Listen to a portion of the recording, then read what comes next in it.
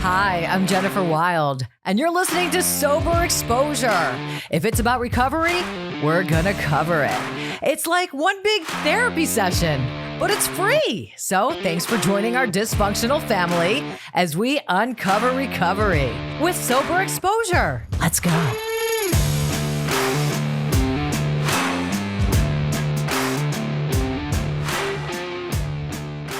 Sober Exposure. Welcome, everybody. It's Jennifer Wild with every week I say I love this guest, amazing guest.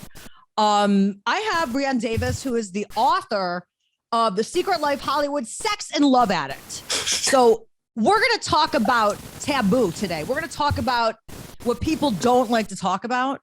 And this is why I demanded having you on my show, because you're doing it in such a tactful way, you know? People don't like to talk about slaw. Yeah. And I'm not talking about the kind that has too much mayonnaise. You know, it's everywhere, and people don't look at it as an addiction. And I want to, let's just dig into it. Slaw. What is slaw? What is it? It's Sex and Love Addicts Anonymous is what it is. It's a 12-step program based on AA Big Book, but it's for sex and love addicts. So that's like sex addicts, sex and love addicts, sex anorexics, love addicts. It's all in there together under this umbrella program. Okay. And I've gone to meetings. Yeah, I'm an alcoholic and an addict. This show is all about all kinds of addictions. And I've been in treatment centers where, like, real strict ones, where the therapist was like, okay, so if you're an alcoholic and an addict and a woman, now I don't know if I'm going to agree with her on this. Okay. In my case, it was true, but if you're an alcoholic and a woman, most likely you're a sex addict. That was her diagnosis. Yeah. And it was kind of weird because, like, for the first 15 days in that treatment center, they had somebody come into the shower with me to make sure I wouldn't be masturbating. A lot of addicts masturbate to get out of feelings. That's their first thing they do when they're young, is they masturbate to not feel their feelings. Okay, Brianne, already we've just had a breakthrough, and I'm going to admit something that I'm really embarrassed to admit. I think I might've admitted it before in the show, but so I found masturbation when I was like 5. Oh yeah. Really, really young. I think 3 or 4. I put that in the book. I talked about, like, my first lover was my teddy bear in the book. Mine was the cuddly blanket. I would go on my cuddly blanket. No. So, I mean, if you have if you find your child, if you're a parent and you have a toddler and you find them doing that, would you encourage it, or would you tell them to stop? My mom used to always be like, Jen, stop wiggling. That's not right. You don't know what you're doing. And she would tell me to stop. Yeah, I would actually probably have a conversation about it and see what's going on with my child why they're trying to self-soothe so early, and see what's going on and what feelings aren't being felt. But I would never shame them ever. Yeah. Or tell them, no, don't do that, because there's a fine line between shaming someone and with their sexuality at a young age, and then encouraging it at the same time. I wouldn't be doing.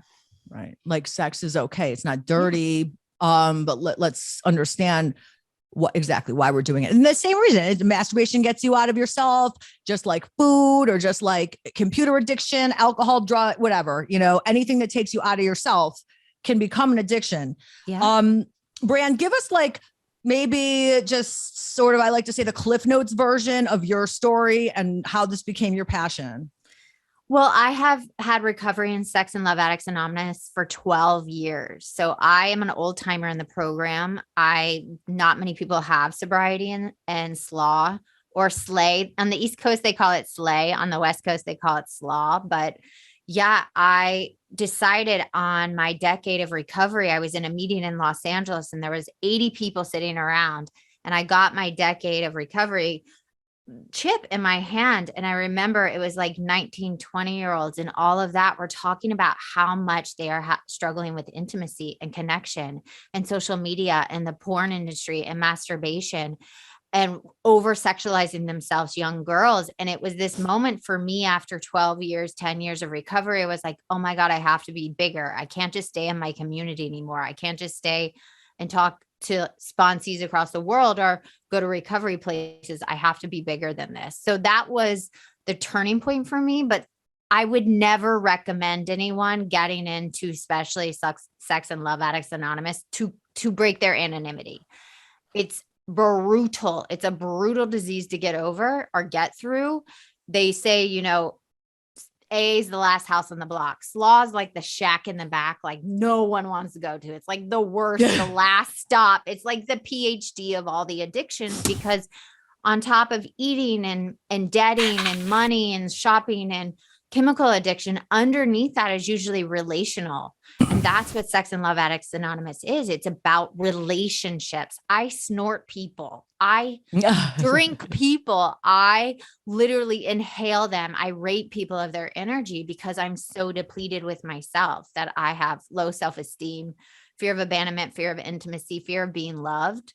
So mine started really, really young. I, for a very long time, came from a household that didn't show healthy relationships. I didn't have it modeled for me. My parents weren't in a happy marriage. They never held hands. They never slept in the same bed. So when I looked at marriage and commitment, it looked terrible. Like it was like, ugh. And I was a latchkey kid. So I watched a lot of movies. My favorite movie growing up was Romeo and Juliet. I talk about this in the book. And it's like, if someone's not stabbing themselves or willing to drink some poison for me, then I don't want it. Like I want you to be able to wanting to die for me.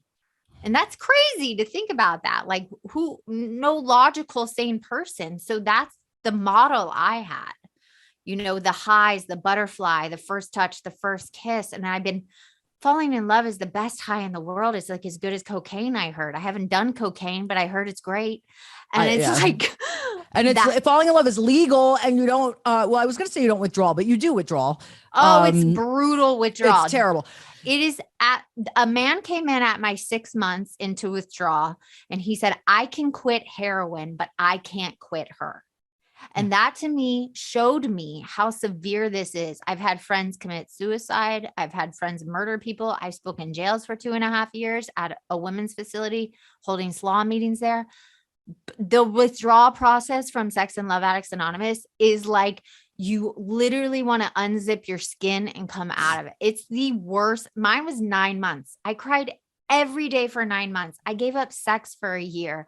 I didn't have any guy friends for years. I couldn't text, email, talk to a man whatsoever. So it was brutal. I'm listening to it and I'm miserable.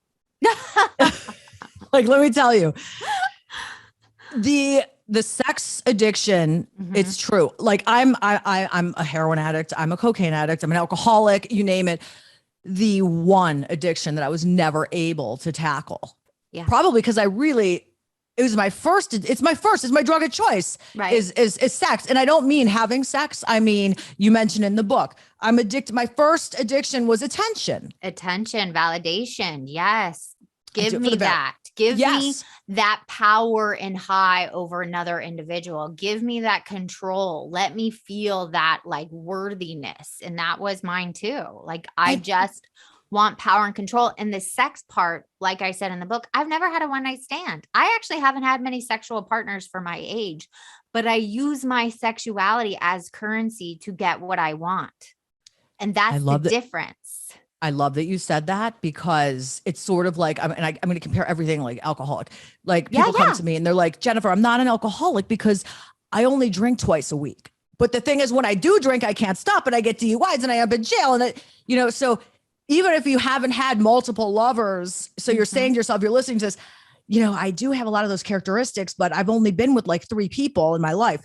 So that doesn't mean you don't struggle with this affliction. I mean, we have broken pickers. I know for me, my sex addiction comes in my picker. I'll pick emotionally unavailable men that will not be there for me. So I will obsess about them. And it usually lasts about 3 years, the obsession on that person.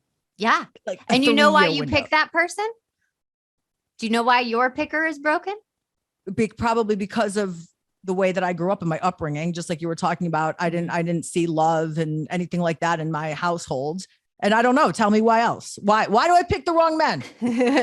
Well, This is why you pick the wrong men, because a part of you is actually unavailable.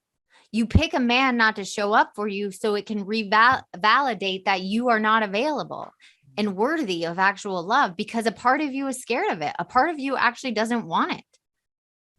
So we have intimacy issues as well. Intimacy issues. Underneath any sex addict, sex and love addict is an intimacy issue. And usually underneath that, we over sexualize, but we're so detached from it with our intimacy. So here's the thing. I could have sex with you and act like I like you and be okay. But if I love you and care about you, the sexuality is too intimate. So I shut down sexually. I become a sexual anorexic. So after a year with someone, when the highs and the butterflies wear off, I think the passion is gone. And instead of moving to that next level of intimacy, I'm looking for someone else to line give you up. That buzz. What? To give you that rush of the new love. Yes. Right? And that feeling, because going into the next level of intimacy with somebody terrifies me. But I just thought, well, no, I have so much love and this person is not giving me what I need. They're lacking what I need. And really the common denominator is what? Me. Yeah. So that's my thing to you. If you keep picking toxic relationship, if you keep picking unavailable people, it's because you're unavailable. Yeah. And I totally am 100% unavailable. I admit it. I love it. Totally, at least you know it. Yeah, I admit it. And I also admit that exactly. I always wondered why. For me, it's 2 years. I could be with a guy for 2 years. I could have I'm in love with Dave Grohl. He is my God. He might not be conventionally the hottest guy on earth, but to me, he is. And even Dave Grohl, after 2 years, I would kick him to the curb. I'd be I'm bored. I know. But the boredom is not really boredom. The boredom is you not wanting to go to the next level of intimacy with somebody. Yeah. So we think about it as boredom because it's not those highs and lows. Yeah. Yeah. And that's, I did a podcast on tantric sex. Yeah. And it was all about intimacy. And I was like, I cannot even talk about this because this is too scary for me. Like, you want me to look into my partner's eyes while we're making love? Are you kidding me? I had to do that exercise. My husband and I, we had to hold each other and hug. And I would always want to squirm out, like, too much. Okay, this is making me uncomfortable. It is beautiful, though. It is. Like, the thought of it's beautiful, but I don't want it. I want the hot guy that's going to excite me and drive the fast car and treat me like shit and kick me to the curb. And then the rush of finding the next one, you know?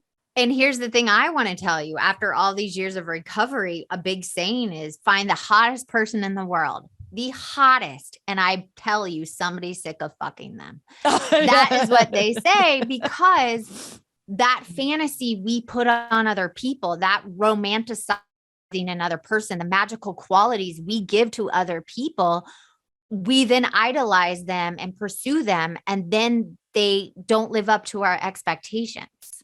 So we're disappointed. So that is a part of the addiction, that fantasizing. If I find the right person, if they're hot enough, if they have the car, if they have this or that, it will be everything. And it's not.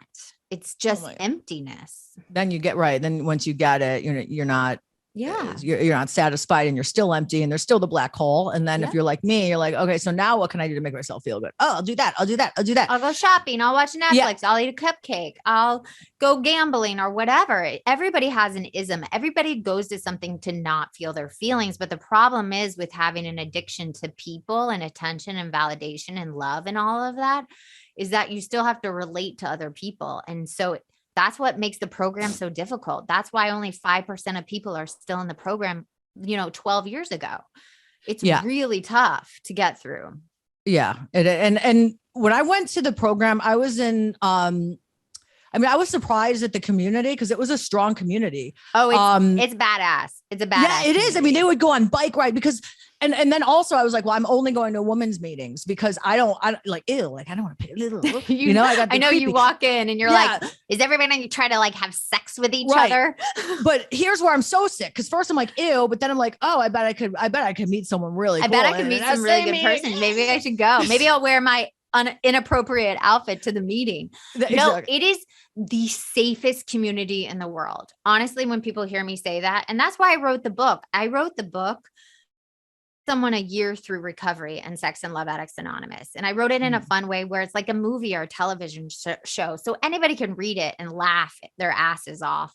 And it's not dark. It's not a dark dive into an addiction. It's really funny. It's very self-deprecating. But the first year, all those thoughts of like going into a meeting, thinking there's all these sex crave stuff. Oh, maybe I'll wear this outfit. And it is the safest community. I feel safer hanging out with a bunch of sex and love addicts in recovery than anywhere in this world.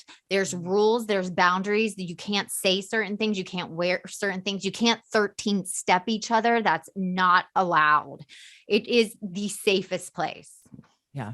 And I found that as well when I went to, it was like the place where you can learn. It's kind of like a practice place where you can learn how to have healthy relationships with the opposite sex. Exactly. And the opposite sex meetings are my favorite. My first meeting was a mixed meeting and I was nervous about it. I only wanted to go to women's meetings too, but there's a thing. I needed to see the sex I was attracted to as actual human beings, and to watch and listen to a man say like, I feel broken and alone. I feel like something's wrong with me. I don't know why I keep doing these things. I don't mean to hurt somebody. I'm addicted to porn, all this stuff. I'm addicted to the fantasy rather than the reality. To sit and hear someone say that of the sex you're attracted to, it humanizes them. And that we're all human and we're all flawed and we're all broken in some sense, but really we're not. We're just all little children wanting to be loved. Yeah. There was nothing. I mean, it was so powerful. I was at a meeting once and this guy walks in, you could tell like, he looked like he had everything together, solid gold.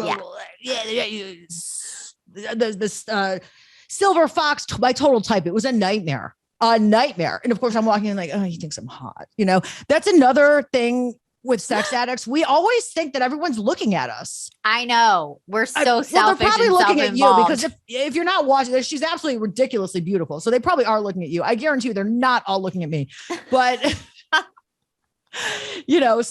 what it was it just this guy walks in and then he decided to share, and it was his first meeting and he got caught having multiple affairs, and he starts crying and just humanized this man, Yeah.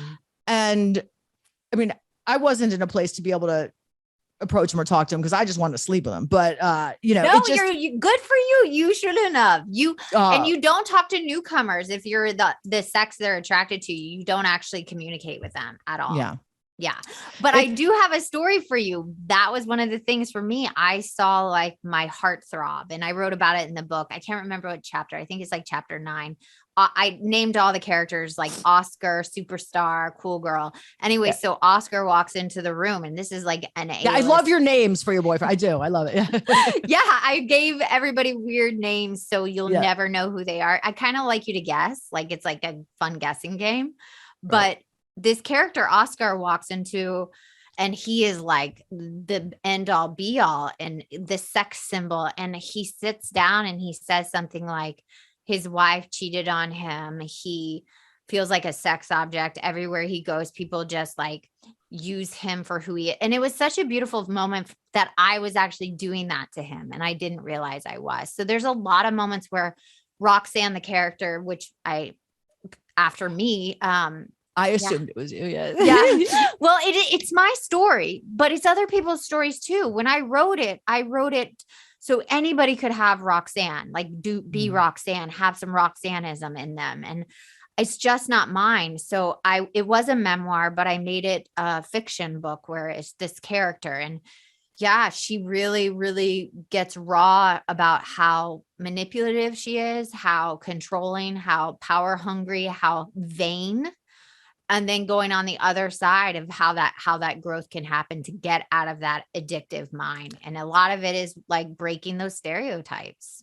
Do you think that sex addiction and narcissism go hand in hand? Definitely. I think even for me, I have narcissistic tendencies. I'm not a narcissist, but yeah, I think a lot of times sex addiction and sex and love addiction, because it's all a lot of vanity and and lacking self-confidence. Like my ego is ginormous, but then my self-hatred is ginormous at the same time. So it's this duality where you're the shit, but you're also a piece of shit at the same time.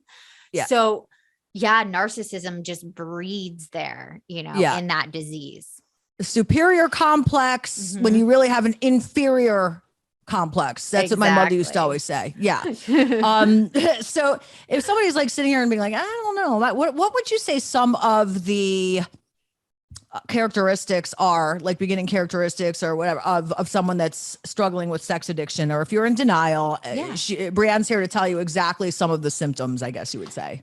Yeah. I mean, there's so many. The first thing I say is, are you in toxic relationships? Do you find yourself going from relationship to relationship to relationship? Do you have this idea of this soulmate that's going to complete you? Is there drama in your life with relationships, with your lovers or friends or family? It can be any of them, because this addiction literally hits every relationship in your life. Do you find yourself reaching out to someone for them to make you feel better? And when you get off the phone with them or talk to them, you don't, it's depleted. You're depleted.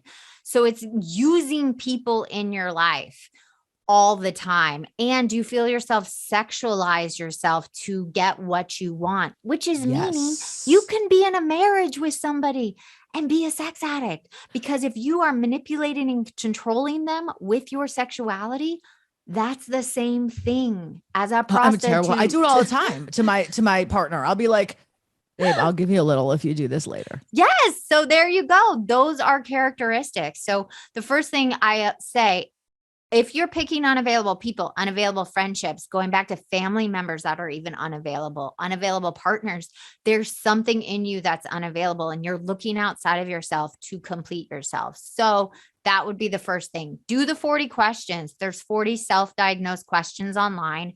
Yes or no answer is really easy. It's like, do you look for someone to fix you? Have you had sex at inappropriate places with inappropriate people at inappropriate times? Did you check? Did you lose track of the number of people you've had sex with? Are you always looking for someone to be in love with? Do you find relationships make your life bearable? Like, these are the questions, and they're yes or no. And they say, if you get 5 yeses, this might be a place where you need help. And listen to me, people. This society breeds sex and love addiction. If you turn on the TV, if you listen to a song, everything's about unrequited love, tortured love, getting somebody back, making them love you, changing the way you look so they'll love you. So if you have this, there is no stigma and shame. There are 38 million people in the United States that have this addiction. 37% of them are women. And that statistic was in 2017. So I'm telling you, with my recovery, it's blown up. There's meetings all over the world, hundreds and thousands of people, and you are not alone. So there is help. You don't have to keep going back to these toxic relationships, trying to find this person, all these things, using your sexuality, masturbating when you have a feeling, looking at too much porn. It's just, it's a progressive disease. It gets worse and worse and worse. And just like alcoholism. Yeah. And if you are an alcoholic and you think you have this, just come into the rooms. A man that recently had like 35 years in AA, and he just came, and he's a newcomer in Sex and Love Addicts Anonymous. And he said at his meeting, he goes, I've been dodging this room for 35 years. Yeah. And it's like, just come in and surrender already. Like, if you're an addict, this is pretty much underneath your other addictions, just from my point of view, just from my experience. It's the first one. It was my first. It was my first addiction. Boys, in kindergarten, I remember, and I've talked about this before, because I also talk a lot about my struggle with depression. And I realized in kindergarten that I was depressed. And guess what? I also realized that my answer were the boys. Flirting with the boys in kindergarten. I know, but that's a characteristic that a lot of us have, that we were boy crazy, girl crazy, whatever, trying to find that person at a very young age to get us out of ourselves.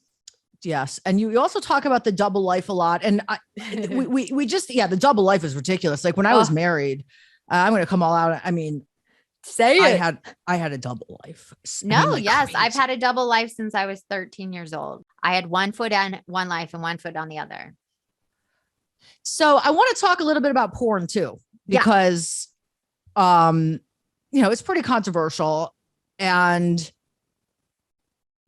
I think that porn has fucked up intimacy for so many. Like I have a 17-year-old and I don't want to tell him he can't watch porn. I know that he does watch porn, but the thing is like, I know now already only at 17, how he looks at women. Yeah. Just by the way he talks, And I don't mean to sound like a goody or not cool. And I like porn just as much as the next guy. I do. And the porn that I like is really sick and demented. And that's the only way that I could get turned on. And I think that's part of my sex addiction is watching hardcore, like S&M stuff. Like, I'm not saying I do that in the bedroom, but that's what I like to watch because there's no love or intimacy in that. Mm-hmm. Mm-hmm. Can't believe I just admitted the kind of porn I like. That's so embarrassing. I love it. That's what I loved about your book. You were like, oh, I have to come, or you know what I mean? Like you just say it. You just say it. And that's how I just say it. Yes. Here's the thing. When you constantly see that in young kids, especially young boys, it's really an epidemic right now. You are desensitizing your brain. So any real intimacy, any like even holding hands or kissing means absolutely nothing to you. So that's the problem with porn is people are watching too much of it, seeing it constantly. So that becomes their reality. And a woman being with just like Joe Schmo down the street becomes so distant and not like, ew. So that's the problem. It's really, really killing intimacy in our society. And that's the epidemic that's happening is it's desensitizing those endorphins. Yeah. Yeah. I mean, I know people that can't even get in the bedroom unless they've got porn on. I know. They can't. It's really, really sad. It shouldn't be a tool. It's a fantasy. It's a fantasy. Listen, there's nothing wrong with porn, but it's a fantasy that should be specifically used, not to watch every day, not to even use it all the time with intimacy with your partner.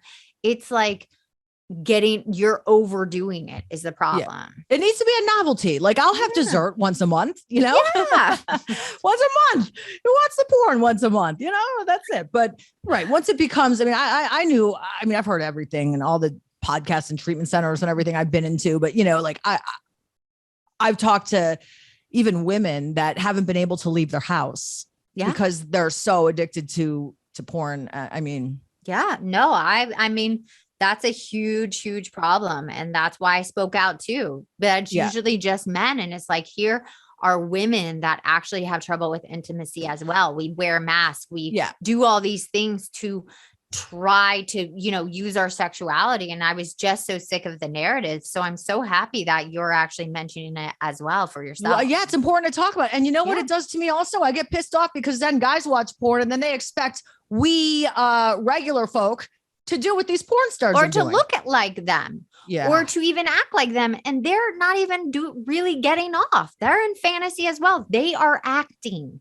It's like, just like a movie. It's not real. And I think that's where young minds don't understand that. And the expectations put on each other, even for young boys, the porn stars aren't, having normal bodies. They're usually all like cut up. So it's unrealistic expectations of what our body looks like while we're making love and all those things. Yeah.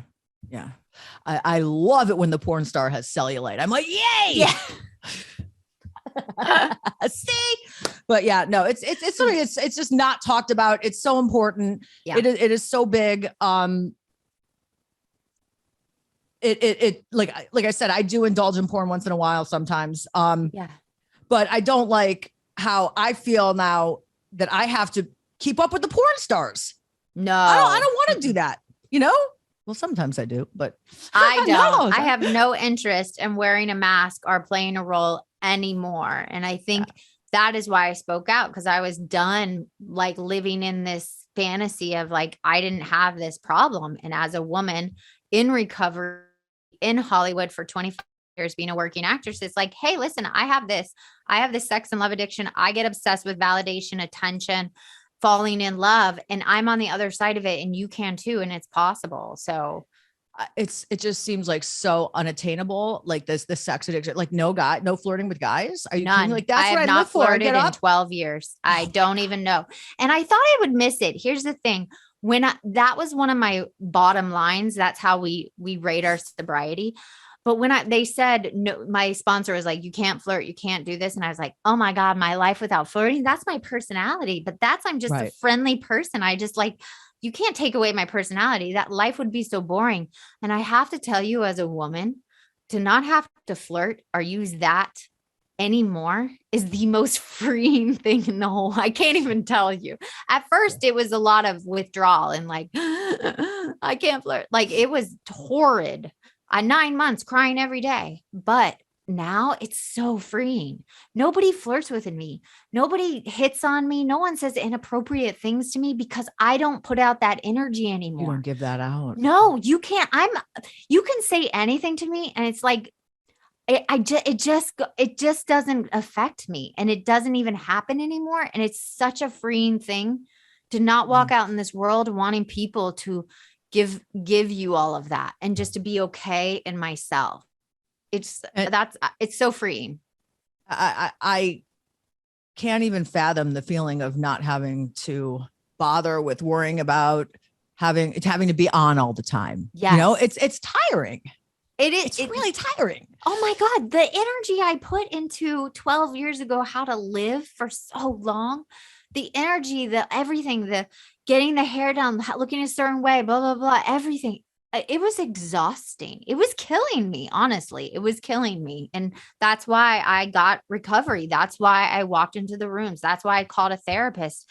And I talk about this in the book. The first 3 chapters is, when I first went to the therapist and I said, I don't know what's wrong with me. Why am I like going from relationship to relationship and they're overlapping and all this? And I almost started, acting out again and blah. And she was like, well, 2 things. First of all, you have a secret and I don't know what it is, but you wear the mask of a high class prostitute. And I was like, what?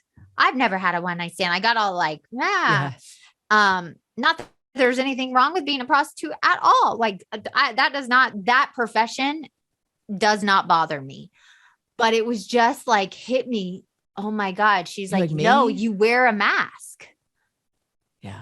You're like something shut down. And then at the end of the session, that's when she goes, oh, I know what it is. You're a sex and love addict. And it was just so that therapist. Moment. You knew something was wrong with you, but you didn't know what. For us, it's so easy because we're like, we're alcoholics, Yeah. We got arrested. There's something wrong. Yeah. But that's what's so hard about diagnosing sex and love addiction, because there's not always, sometimes there are serious consequences like Tiger Woods, that situation. Yeah. All that. But majority of the time there's not. So you could look like your life is great, but there's just like this torment going internally on. You can't stop thinking about that person that shit all over you or cheated on you, or you can't stop thinking about like someone you want to cheat with. Like the torment that goes on in your mind, you can't see it on the outside. So it's actually even harder because like I mentioned with Roxanne, when she was at the lowest of her low in the book, she walks and sees a guy shooting dope on the street. And she goes, oh my God, I'm no different than him. His addiction is plain for everyone to see, living on the street with a needle in his arm. My addiction is I look perfect and okay, but I'm using a dick the same way. Do you see what I'm saying? Like it's the same thing. It just looks prettier or something. Yeah. Yeah. And you're not getting arrested. I know a lot of food addicts that have that same problem too food addiction does show its ugly head sometimes when you're like totally anorexic or, but if you have a food addiction and you aren't anorexic, and you just have a food addiction, which is something that's huge now. Yeah. And you walk around, you can't tell, No, you can't tell. You can't tell. So that's another thing. And I found that you said that you were abstinent for a year. And that's another thing about recovery with sex addiction that's hard and that's so tricky with food addiction, spending addiction, gaming addiction. It's because nobody can tell you can't have sex again. So you're going to be going to your drug of choice eventually. Yeah. Same with food addicts. It's not black and white. It's not black and white. So you have to take it all away, which is the hardest part. Go through that withdrawal. Learn why you used them in the first place. Do all that work. Look at your resentments. Look at the people you have wronged, all that work. And then you bring it back in a way where you have your boundaries, you have your bottom lines, you have your structure around you so that you can bring it in a healthy way. But here's the thing. You're dealing with people. It's not a bottle of alcohol, a person. They're going to trigger the shit out of you. They're going to remind you of something. They're going to hit on a core issue you haven't worked on yet. And you're going to get repulsed and want to run away. Like, so you're dealing with a real person, which is different from money and food, but you can't be a hermit the rest of your life. You can't turn, emotionally and sexually anorexic. So it is so hard to stay sober in Sex and Love Addicts Anonymous, because what happens a lot of times, someone with 2 years, 3 years, 4 years, they're healthy, they're dating healthy, they've learned how to sober date, which the second book is about sober dating, which I love I'm it. going to send to you. Great. Yeah, that's great. But yeah, so you have to bring it back in a healthy way, and then they need a partner, and then they think they're cured. It doesn't happen like that. You're not cured. Thing. You're not cured. You find you find the person, and you think that it's the person, and you feel better, and you think that everything's okay because that person becomes your higher power. Yeah. Like I remember I was so codependent. Yeah. I mean, I didn't realize that this was sex addiction at the time, but like I was so obsessed with this guy, and it went on for so many years, and he just kept me like over there, Dingling. Yeah. I mean, like, put it this way. His daughter got married. I was with him for 2 years. He didn't invite me to the wedding. Right. But he had no problem the next weekend taking me away and fucking me. You know what I mean? Compartmentalizing. He compartmentalized you. Mm-hmm. Yeah. Yes. Yes. And I was so obsessed with this human being. I was so friggin', I wasn't in love with him. It was obsessed. My therapist asked me, how much do you think about him? Put it in a percentage. I would say probably 85% of my day is consumed with obsessing over this guy. And he was my drug. So I obsess over is your higher power. So that is, you definitely were in the love addiction part of that for sure. It was terrible. And it took me so many years to get over him. It's brutal, right? Yeah. And then when I got over him, I just went and found another one that did the same thing. I know. And they're usually worse. It usually gets worse. You keep picking bad is normally what happens.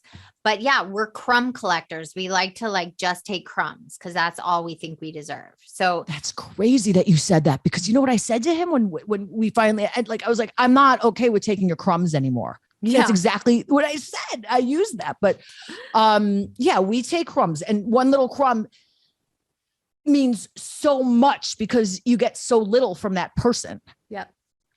So when I got that one little crumb from him, that one phone call, oh my God, the high was better, just like you said, than any shot of heroin I ever had. I know. It's that calmness too, where your anxiety subsides, and it's that calmness, and you feel okay, euphoria. Yeah. And that's what, as sex and love addicts, euphoria, like any other addict, is all we care about. I don't want to feel any other feelings. So any other feeling, I didn't know how to function.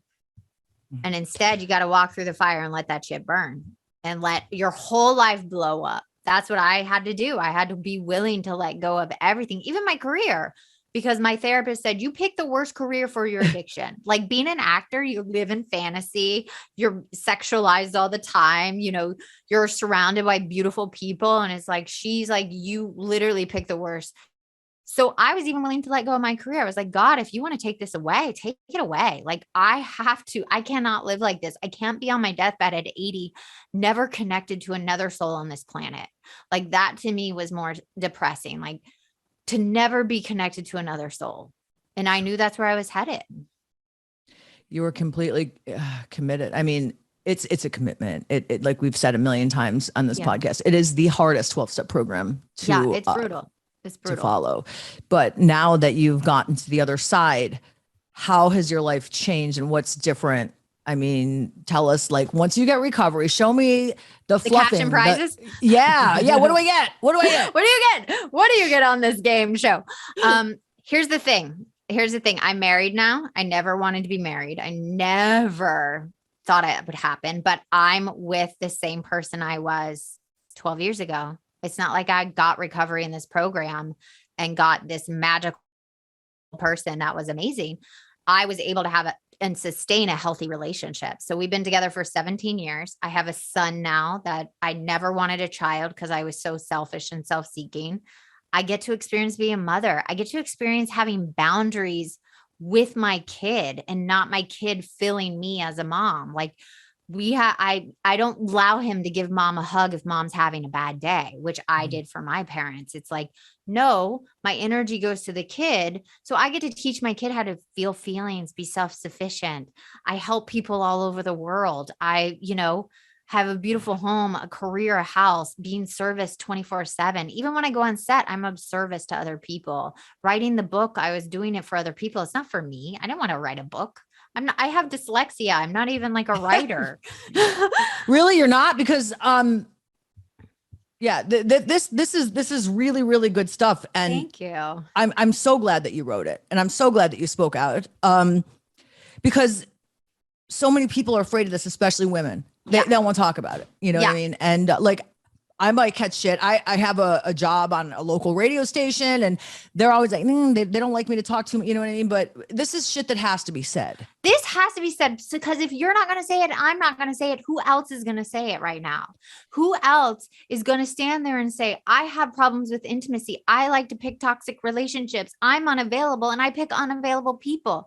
I'm not a good friend. If we're not going to say it, who's going to say it?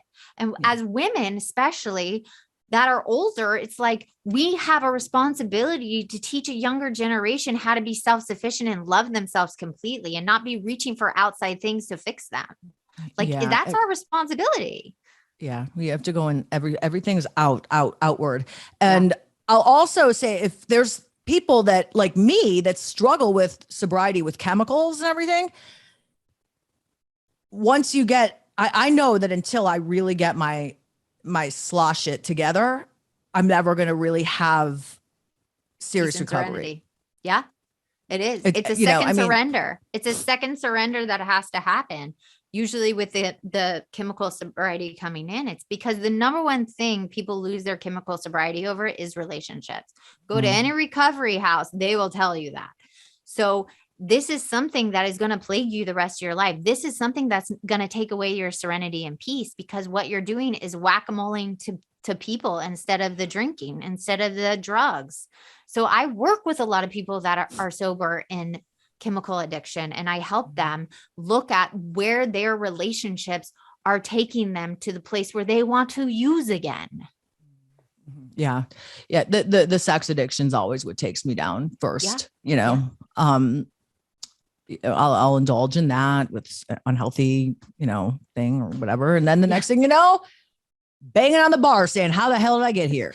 Yeah. You're like, exactly. Yeah. So, you're listening, you're relating to this and you want to get help. Brianne, tell people where they can go. I mean, we said SLA, there's online, but there are other things that somebody can do if they want to research this or get help or reach out, or how can we find you, everything? Yeah. So the first thing, do the 40 questions, the 40 self-diagnosed SLAA questionnaire, type it in, they pop up.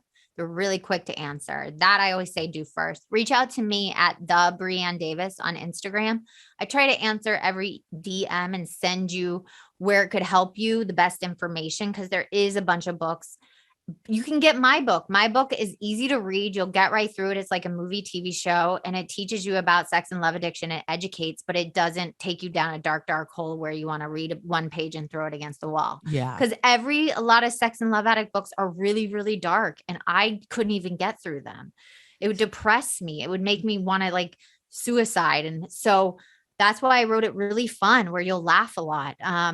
And then I like this better than the white book that I got at the SMA. Do you know what I'm talking about? The white book? Yeah, the white book with the life preserver. I know what book you're talking about. That book. Yeah, The Secret Life Hollywood Sex and Love Addict with Brianne Davis. It is. It's a light-hearted, great way to talk about, sex and love addiction. Yeah. And don't be mistaken. This is one thing that was so hard for me that I kept saying in group therapies. I am not a sex addict because I don't have to have sex.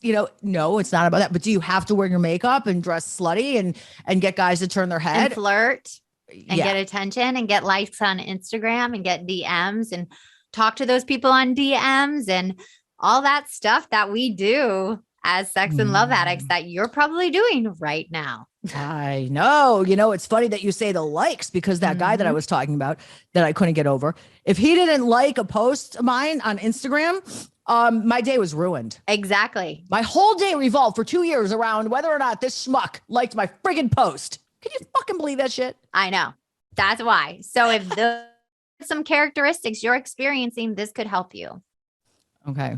All right, great. And we're going to put up all your information so you can get to Brianne. And man, keep doing what you're doing because nobody likes to talk about this shit. My good friends with Courtney Anderson, she from Sober Vibes, love her.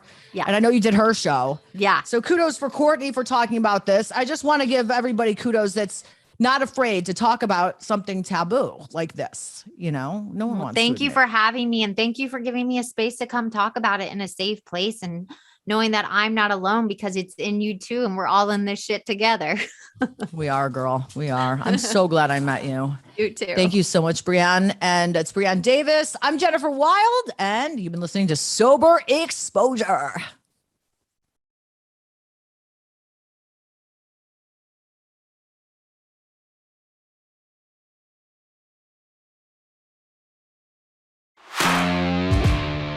Need more? Of course you do. The show's all about needing more. Go to my website at soberexposure.show or get stuck on my Instagram at soberexposure_podcast.